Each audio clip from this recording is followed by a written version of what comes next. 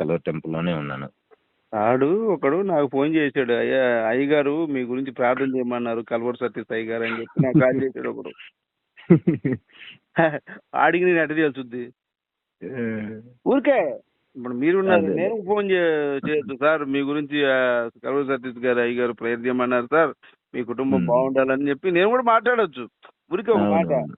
ఇంత దరిద్రంగా తయారయ్యారంటే ఇప్పుడు ఎదుటివాడి కష్టంతో బతికేవాడిని కొజ్జోడి కన్నా హీనంగా చూడాలి సార్ నాకు తెలిసి. అవును సార్. ఇంత వెధవలు తయారయ్యారు సార్ ఇది నిజంగా. అయితే ఇంకా విచిత్రం ఏంటంటే వీడి దగ్గరికి రాజకీయ నాయకులు సీఎంలు కూడా వెళ్తున్నారు. అంటే ఓట్ బ్యాంక్ ఉంది కదా సార్. వీళ్ళని చూపించి వాళ్ళు ఇంకా రెచ్చిపోతున్నారు. అవునవును, అదే అదే ఈ అంటే చాలా మందిని ఛానల్ మీద స్ట్రైక్ చేయించడం కానీ, అంటే ఇప్పుడు అంటే యూట్యూబ్ ఛానల్లో బాగా ఎక్కువ వచ్చింది కాబట్టి వచ్చింది. ఇంతకు ముందు అప్పుడు మేము చేసేటప్పుడు ఏంటంటే మాకు తెలిసిన ఒక వ్యక్తి ఉండేవాడు అక్కడే, అందులోనే పనిచేసే వ్యక్తి. అంటే ఇప్పుడు చాలా దాదాపు ఆల్మోస్ట్ 90% మొత్తం మేము పనిచేసే టైంలో నాతో పాటు ఉన్న వాళ్ళందరూ బయటకు వచ్చేసారు అనుకోండి, అదొకటి మాట. చాలా మంది వచ్చేసారు బయటికి. కాకపోతే వాళ్ళు ఏదైనా చిన్న మిస్టేక్ చేసినా కూడా వాళ్ళని ఏదైనా ఆయనకు అగ్నిస్ట్ గా వెళ్తే పోలీసులతో కొట్టించడము, కేసులు పెట్టడము ఇలాంటివి చేసేవారు సార్ ఆయన. పొలిటికల్ అప్పుడే వాడేవారు. ఇంకా ఇప్పుడు ఇంతమంది వచ్చారంటే ఇంకా ఇంకెట్లా ఉంటది అనేది ఇంకా మీరే అర్థం చేసుకోవాలి. మీ ఊరికే వదిలేస్తాను. ఈ పాస్టర్ అంతా కూడా ఏం చేస్తారు సార్, ఈ మనుషులను గొర్రెలుగా తయారు చేయటం ఒకటైతే, ఎవరైతే రాజకీయంగా బలంగా ఉంటారో, ఎవరైతే సమాజంలో బాగా పెద్ద గుర్తింపు ఉంటుందో, లేదు ఎవరైతే ఒక ఆఫీసర్ పెద్దగా ఉండేవాడు ఉంటాడో వాళ్ళని ఆకట్టుకొని గ్రిప్ లో పెట్టుకుంటారు ఫస్ట్ ఆఫ్ ఆల్. అవునవును. వీళ్ళకి ఏమైనా ఇబ్బంది అయినప్పుడు వాళ్ళని ఉపయోగిస్తారు. అదే సార్, అదే అంటున్నా, ఎంత దిగజారిపోతున్నారంటే, అంటే ఈ మాట అనొచ్చు అనకూడదు కానీ పొలిటీషియన్స్ కూడా ఓట్ బ్యాంక్ కోసము ఏదైనా చేస్తా ఉన్నారు. వాళ్ళు హిందువులైనా కూడా సరే వీళ్ళ కోసం వెళ్ళిపోతా ఉన్నారు. అవును. మరి అంత దిగజారిపోవడం కరెక్ట్ కాదేమో అని చెప్పేసి నాకు అనిపిస్తుంది. ఎందుకంటే అది క్రిస్టియానిటీ అనేది ఒక అబద్ధం మీద నడుస్తున్నది అది. అవును. సో అలాంటి దాన్ని వీళ్ళు తీసేసుకొని వాళ్ళ సపోర్ట్ తీసేసుకొని ఇట్లా వెళ్ళిపోవడం అనేది అది కరెక్ట్ కాదేమని చెప్పేసి నాకు అనిపిస్తుంది సార్ అది. కానీ చాలా సంతోషం అండి. ఇప్పుడు ఏంటంటే మీరు పాస్టర్ గా ఉంటే మీరు కూడా ఎంతో కొంత సంపాదించుకుంటారు. మీరు హ్యాపీగా ఇప్పుడు ఒక 50 మందిని మతం మార్చి శుభ్రంగా ఒక చోట కూర్చొని ఏసీ రూమ్ లో కదలకుండా హ్యాపీగా ఉండొచ్చు మీరు. అదే సార్, ఏముంది సార్, నాకు ఒక 30 ఫ్యామిలీ మెంబర్స్ వచ్చినా కూడా వాళ్ళకు 30,000 వేసుకున్నా కూడా ఆల్మోస్ట్ నాకు నెలకు ఒక ఎంత లేదన్నా కూడా దశంభాగాలు అనేటివి నెల దశంభాగాలు వస్తాయి. మళ్ళీ తర్వాత మళ్ళీ ఎవ్రీ సండే ఆఫరింగ్స్ అనేటివి అవి సపరేట్ గా వస్తాయి. మళ్ళీ మధ్యలో ఏదన్నా నాకు ఇది కావాలని అనౌన్స్ చేస్తే అది కూడా వేస్తారు. ఏంది గొర్రెలు కదా సార్, ఏం చెప్పినా వేసేస్తారు. మీకు పరలోకంలో దేవుడు ఇస్తాడని చెప్తే అయిపోయా, ఒక మాట చెప్పామంటే చేతులు నా దగ్గరే ఉన్నాయి, నేను చెప్తే కానీ ఆడు చాలా నీడు అంటే చాలు. అంతే సార్, అంతే. అది నిజంగా. ఇంకొకటి అక్కడ ఇంకా దారుణమైన విషయాలు జరుగుతున్నాయని నాకు తెలిసిందండి. అంటే లైక్ కొంతమంది మహిళల విషయాల్లో కూడా చాలా ఇబ్బందికరమైనటువంటి విషయాలు జరిగినాయి అని చెప్పి వేరే వాళ్ళు చెప్పారు మనకి. అవునా? అంటే నేను అప్పటికి బయటకు వచ్చేసాను సార్ 2011లో. అప్పటికి చర్చ్ కట్టలేదు. మేబీ జరుగుతున్నది సార్, ఏముంది మన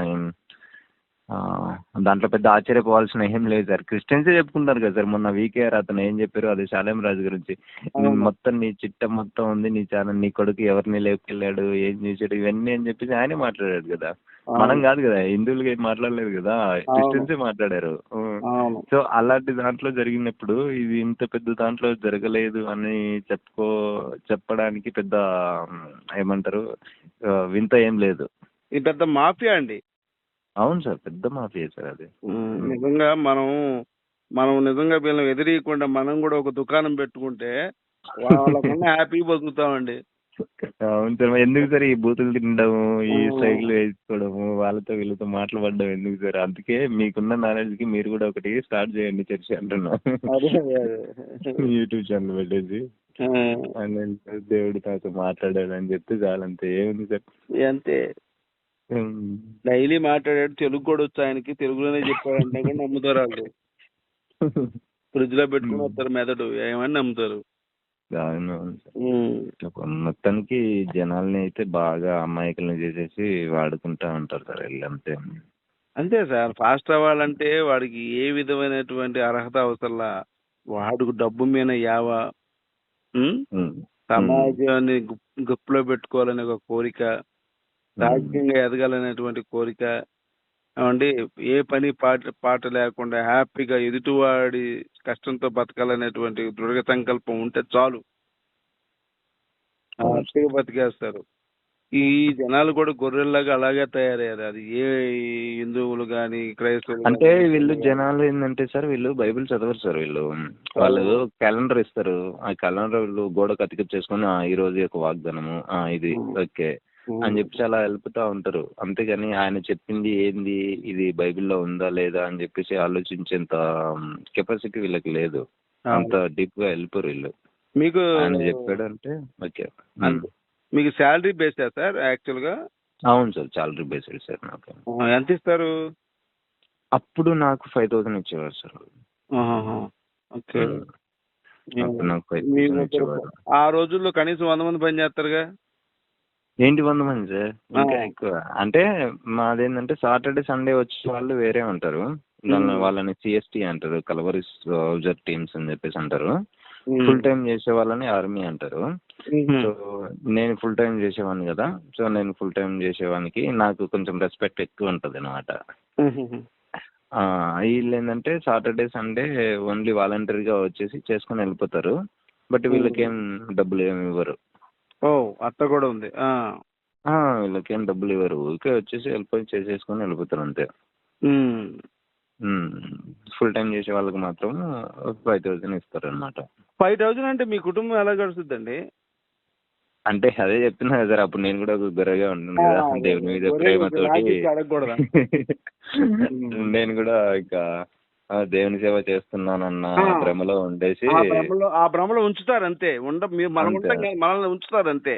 అవునవును, అలాగే మనకి ప్రశ్నించే స్వేచ్ఛ ఉండదు. ప్రశ్నించినా కూడా వాడు నీకు సైతాన్ని పెట్టింది, నీకు అది పెట్టింది, ఇది పెట్టింది, నీ పరలోకంలో పేతురు తాళం చేతులు ఇవ్వడు, యేసయ్య నిన్ను ఒప్పుకోడు, ఈ సోది డైలాగులు చెప్పి నిన్ను అగ్ని కాలుస్తారు. ఈ విధమైనటువంటి మాటలు మాట్లాడి కోపడడం వల్ల మనం అక్కడే అయిపోతాం. ఎందుకు పెట్టుకోవడం అని. అంటే నేను బయటికి రావడానికి కూడా కారణం అదే సార్. నేను కొన్ని ప్రశ్నలు అడిగాను కొంతమందిని, అక్కడ పనిచేసే వాళ్ళని, సీనియర్ని అడుగుతా ఉంటే ఆన్సర్స్ చెప్పుకున్నా ఉంటేనే అరే బాబు ఇదేదో తేడాగా ఉందని చెప్పేసి నేను మళ్ళీ వేరే మినిస్టర్లకి వెళ్ళాను అనమాట. ఇంకా తర్వాత ఇంకా నాకు అర్థమైంది సార్, నేను ఆల్మోస్ట్ లాస్ట్ ఇయర్ వరకు కూడా నేను రీసెంట్గానే నా ఛానల్ స్టార్ట్ చేసింది. రీసెంట్గానే లాస్ట్ ఇయర్ 2025 డిసెంబర్లో అనుకుంటా స్టార్ట్ చేసింది. ఛానల్ పేరు ఏంటండి? Unbeliever sir. ఓకే ఓకే, అదే మా వాళ్ళు కూడా చూస్తారులే. అవునవునవును, అందుకే అడిగారు, చాలా మంది చూస్తుంటారు కాబట్టి. చూడండి, ఈయన పెట్టినటువంటి అన్బిలీవర్ అనేటువంటి ఛానల్ ఏదైతే ఉందో దాన్ని కూడా మీరు చూడండి, చూసి తెలుసుకోండి. ఛానల్ ఏది చూసామనేది ముఖ్యం కాదు, జ్ఞానం తెలుసుకున్నావా లేదనేది ముఖ్యం అంతే. చాలా థ్యాంక్ యూ సార్ మీరు ప్రమోషన్ చేసినందుకు. అండ్ నేను ఏంటంటే దాంట్లో కూడా ఓన్లీ సబ్జెక్ట్ పరంగానే పెడుతున్నాను సార్ నేను ఛానల్లో. అండ్ పాస్టర్స్తో మాట్లాడినట్టు ఆడియోలు సేమ్ మీలాగనే మీరు మాట్లాడేసి పెడతా ఉంటారు కదా, ఆ విధంగానే నాకు పాస్టర్స్ ఫోన్ చేసేసి నాకు కొంతమంది వార్నింగ్లు ఇవ్వడము, కేసులు పెడతాం ఇలాంటివి కూడా జరిగాయి.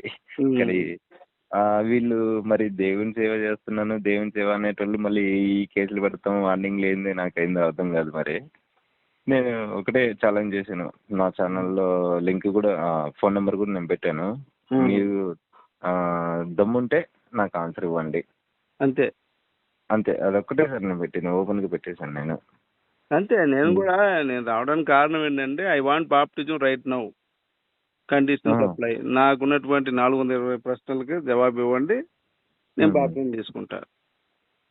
సార్ ఒక చిన్న డౌట్, అంటే పర్సనల్ క్వశ్చన్ అడగచ్చో లేదో తెలియదు, అంటే మీరు కూడా క్రిస్టియన్ బ్యాక్గ్రౌండ్ అయినా సార్ మీది?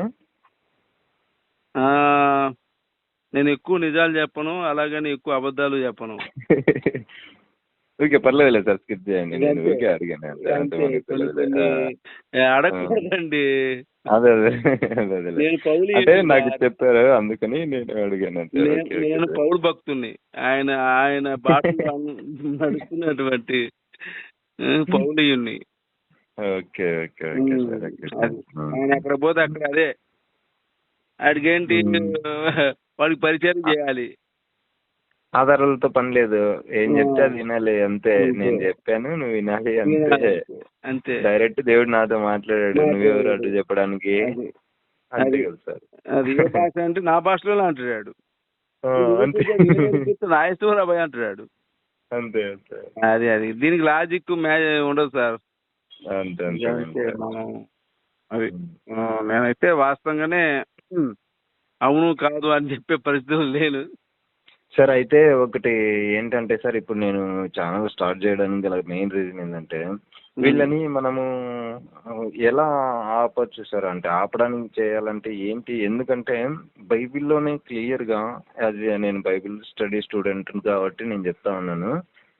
బైబిల్లో ఉన్నటివి లేనట్టుగా చెప్పుకుంటూ జనాల్ని మోసం చేస్తున్నారు కదా సార్. వీళ్ళని ఎలా ఆపొచ్చు? ఏ విధంగా వీళ్ళని, అంటే ఇప్పుడు మీరు బుక్ రాసా అంటున్నారు, అలాగే చాలా మంది కూడా రాశారు, కరుణాకరన్ కూడా రాశారు, వాళ్ళు ఎవరు రాశారు. అయినా కూడా వీళ్ళని మనం ఆపడానికి ఏదన్నా మార్గం ఏదన్నా ఉందంటారా సార్? అంటే జనాలకి మెయిన్ ఫోకస్ జనాలు, పాస్టర్లు కాదు. ఏం పర్లేదు, ప్రశ్నించడమే. అంతే అంటారా? ఏం అవసరంలా. అంటే ప్రతిదానికి వాళ్ళు కూడా ఒకటి ఆన్సర్ ముందే ప్రీ ప్లాన్ గా చేసుకుని పెట్టుకొని ఉంటారు ఏముండదు, కదా. అసలు ఆన్సర్ లేనిదే బైబిల్ వచనాలు. అంటే ఆన్సర్ కాదులే, కన్విన్స్ చేసుకోవడం. ఆన్సర్స్ ఉండవులే, కన్విన్స్ చేసుకోవడం. వాళ్ళు ఏదో చెప్తారు వాడికి అనుకూలంగా, మనకు అనుకూలంగా మనం మాట్లాడతాం. అందులో ఏది నిజం అనేది ప్రేక్షకుడు అర్థం చేసుకుంటాడు. వాడికి అయినా ఇప్పుడు మన మాటలు వాడికి ముందు రుచించవండి. ఫస్ట్ ఆఫ్ ఆల్ అవును సార్, అవును సార్. వాడు ఒక సందర్భంలో గుర్తు చేసుకుంటాడు, అప్పుడు బయటకు వస్తాడు. ఇప్పుడు మనం చెప్పి ఇప్పుడు మనం మన- మనం ఇప్పుడు ఇప్పుడు మన ఇద్దరం మాట్లాడుకుంటున్నాం. ప్రయత్నం సోదరుడు చూస్తాడు, తిట్టుకుంటాడు. వాడికి ఒకనొక సందర్భంలో వాడికి ఒక అనుభవం వచ్చుద్ది. అప్పుడు మళ్ళీ ఫ్రాంక్ చెప్పాలంటే నేను కూడా అదే టైపే సార్. నేను కూడా ఇట్లా ఎవరైనా సరే క్రిస్టియన్ కి అగ్నేస్ట్ గా చేస్తా ఉంటే వాళ్ళని బాగా తిట్టుకునేవాడిని నేను. తిట్టుకోవడము, పిచ్చ కోపం వచ్చేది, వాళ్ళ ఛానల్ కి అంటే డిస్లైక్ కొట్టడము,